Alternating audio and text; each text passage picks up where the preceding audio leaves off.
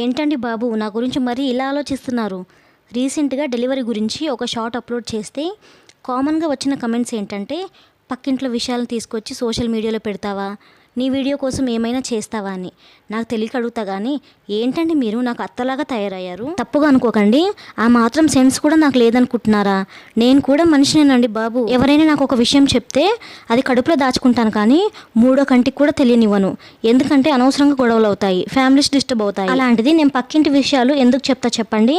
ఆ video just scripted అంతే.